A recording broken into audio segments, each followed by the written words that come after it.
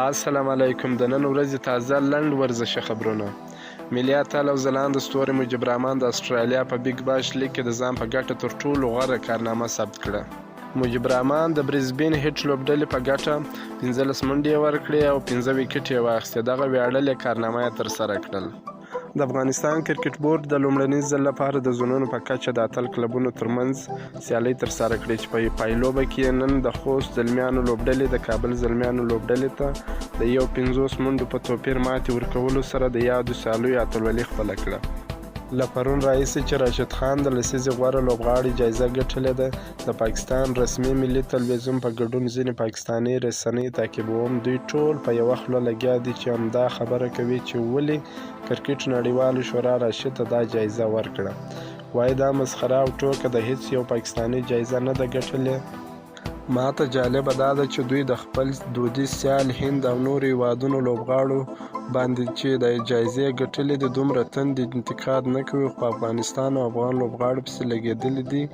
د نورو مسایلو ورهاخوا د پاکستان د مطبوعاتو سرټکي او متنونه چې لولم د ژورنالیزم هغه درې مهم او اساسي معیارونه چې توازن، بېطرفي او عدالت دي پکې بیخي ورک دي. هر عنوان او متن یې له کینې، غوسې، کرکې، غیر مسلکیتوب او بدنیتۍ څخه ډک دي. ښه ځواب یې همدا دی چې راشد خان او نور افغانان استعدادونه داسې وستایل سي او وپالل سي او د پرمختګ چانسونه ورکړل سي چې د په نړیوالو ډګرونو کې د الله د افغانستان او افغانانو نومونه روښانه کړي او ویاړونه راوړي. د افغانستان ورزش په څیر په هره برخه کې استعدادونه لري. افغانستان او افغانان چې ځانونه او خپل هیواد وپیژني، ژوند ته مخه کړي، داسې ډیر ویاړونه به راوړي. که جګړه نه وای، موږ به سمه زندګي کول او سم رقابت او سمه سیالي به مو کولای.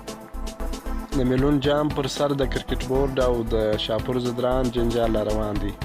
شاپور زدران لیکلي دي د تیرو پوسټونو په سلسله کې باید ووایم چې د وخت سرپرست اجرایوي رئیس نظیم جار عبدالرحیمزی او رئیس احمدزی چې د میلون جام په اړه یې د NOC راکړې وه او بیا وروسته نظیم جار د خپل امضا نه هم منکر شوی و چې دا امضا زما نه ده، او رئیس احمدزی هم د خپلې هوکړې نه چې د میلون جام په اړه یې زموږ سره کړې وه منکر سوی و. دلته غلطي د دوی ده چې عمومي رئیس بې خبره ساتي.